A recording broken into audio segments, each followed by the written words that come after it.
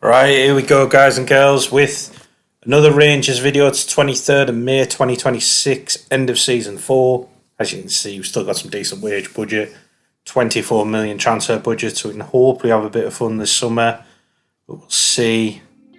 Projection's not great, but there's only minimal debt, so it's not a bad situation to be in. We got knocked out the quarter-final of the Sports Cup by St Mirren, unfortunately. We're in the final of the Scottish Cup against Hearts, which I'll show you today. Knocked out in the round of 16 Champions League by Bayern Munich. That's disappointing. But we won the league again.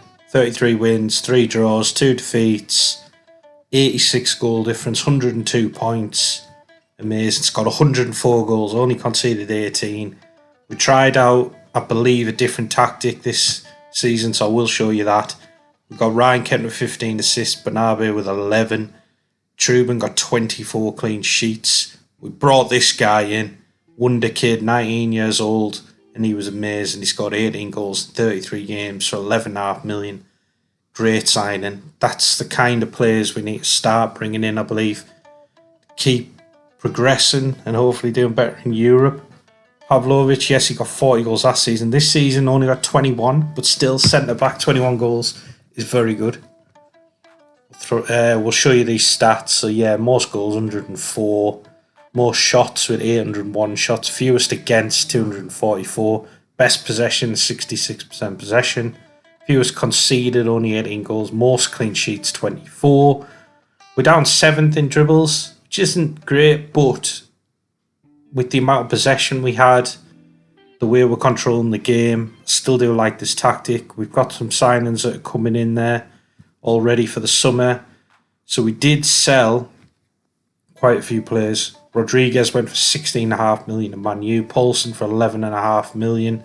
Maitland-Niles for 5.5 million. Colombo for 5.5 million. Connor Goldson for 3.5 million. Liam Cooper for 250 grand, and then we loaned out Matthew Rogers as well to Morton, who's not a bad player actually. Hopefully he'll develop into maybe a decent squad player for us. We've shown you Zambo and Gisa came in, which we will get to, but this was the youngster we shown you earlier, Akis. I'm not going to try and pronounce that last name, so we're just going to call him Akis. I hope that's okay. Rob Holden coming on a free. Joe Rodden's coming on a free, who I think's a good centre-back, especially for this league. And I've shown you Sambo and Gisa last time, who I think is an incredible player. He's going to do brilliant for us. These people are already coming in the summer. Cole Palmer on a free. Brilliant player. Actually had a season at Celtic, so slightly controversial, but he did very well there, so hopefully he can do well for us. Fabinho's coming in. Yes, he's 32, but he's still got some great stats. He's still a worldwide reputation, elite midfielder. I think that's a great signing on a free. And then we've got this youngster who I think is going to be a wonder kid coming in, Goran Rakanovic. What a player. Again, I think they're the signings that we need. Him, Akis, some good young players who we can develop, hopefully not have to sell too many of them. I think that's how we catch up the other teams in Europe, really. So top goal scorer, again, was our centre-back. But the signing of Akis means we were a lot closer. Yes, he's more of an attacking midfielder, but I think he can play very well up front if we need him. But I still think there's a shout that we do need a striker. Ryan Kent was brilliant, 17 goals, 23 assists. Alex Lowry's coming on very well, 16 goals this season. Starting to like him. I'm liking his sort of composure and skills that he's got. This is the tactic we played. So we have false 9 on support, 2 inverted wingers on attack, the shadow striker on attack, centre midfielder on support, defensive midfielder on support, wing back on support, 2 actually wing backs on support, and 2 central defenders on defend, and a goalkeeper on defend. Kind of similar to last year's tactic, but a few tweaks there. So we're short pass and pass into space, play out defence, low crosses, work the ball in the box high, tempo, we'll roll it out, distribute quickly, counter and counter press. And out of possession, we're high press much more often and get stuck in. There's no special instructions, so you can just take a picture of these, little screenshot, and whack them into your saves if you want to have a go. And if you do, let me know how you get on.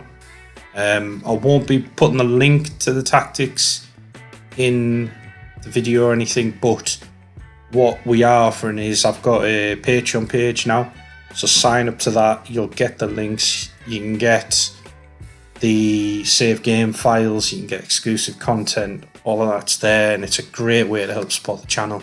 So please look into that. That link will be in the description of the video. Let's get into this cup final against Hearts. And as always, guys, remember to like and subscribe, please. It really does help me out. This isn't my full-time job, but man, it would be a dream come true if I could make that. And I just need people to watch the videos and hopefully like them. So if you do, let me know. If you don't, let me know, and let me know why. You know, be constructive with feedback. I always appreciate feedback.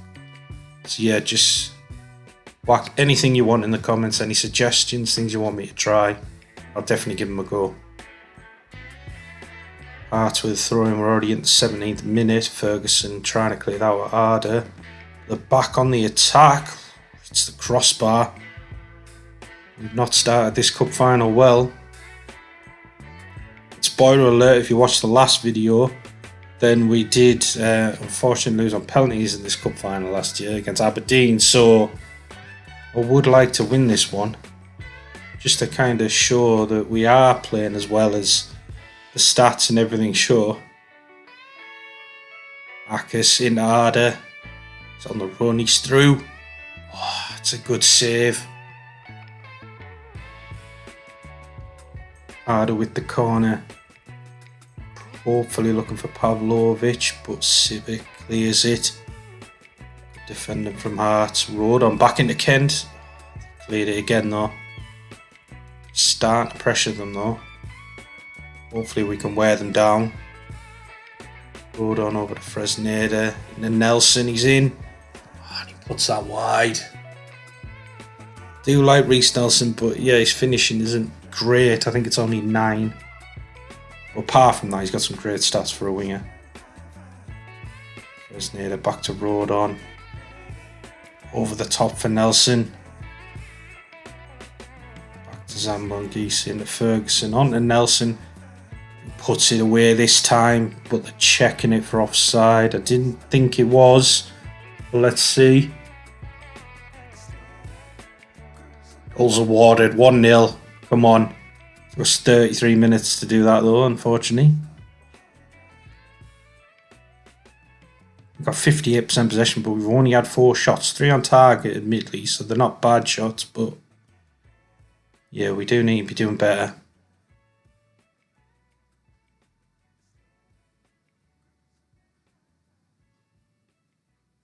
Get into the second half.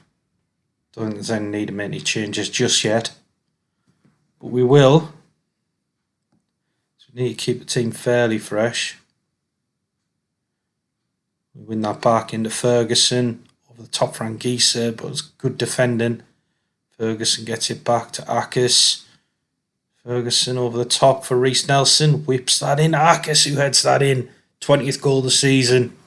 Brilliant stuff. I think he's 6'2", 6'3", so he's good in the air, and obviously he's got some great stats.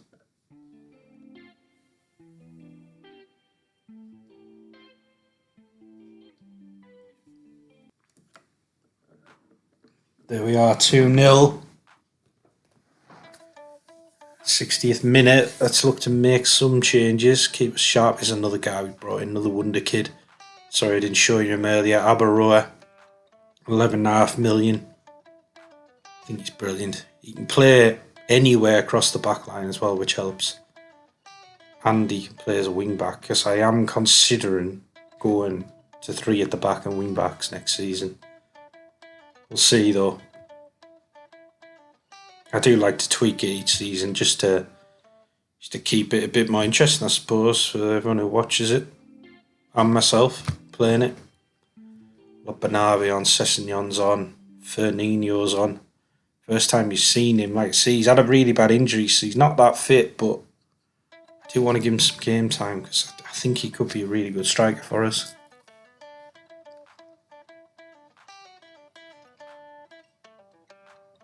Keep one change up our sleeve for injuries or a little bit later in the game.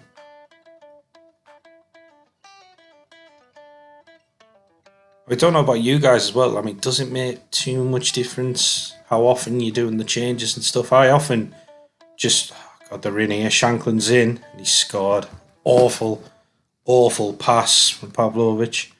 But I was going to say, does it make any difference when you do the substitutions? I often just do all 5 at once, which I suppose is a little bit reckless because if you get any injuries and stuff, I tend not to do any before 60 minutes if I don't have to. I think if you do it too early, you're more likely to get injuries. I don't know if that's something in the game.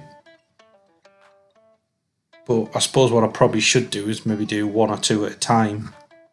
But yeah, let me know if you've noticed it makes a difference or anything. I don't think it does, as long as you're keeping the team fresh and you're bringing on... You're not sort of bringing on really bad players and your squad rating isn't dropping drastically from the first 11 you're putting out.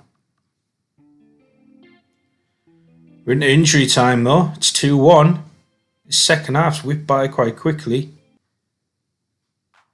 And there we go, the final whistle. The win, 2-1. Cup winners. Couldn't do it last year, but we've done it this year. Fortunately, we didn't win the Premier Sports Cup, so it's still only a domestic double, but still winning the league. Celtic aren't winning. They aren't beating us. That's a plus. Really good stuff. Let's get these fireworks off. There we go.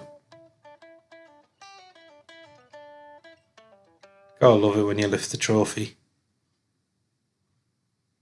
I should really show you us lifting the league trophy at one point, but we do win it quite early actually compared to most other games I've played. But thank you for making it this far into the video. I really do appreciate it. Hope to see you in the next one. Take care all.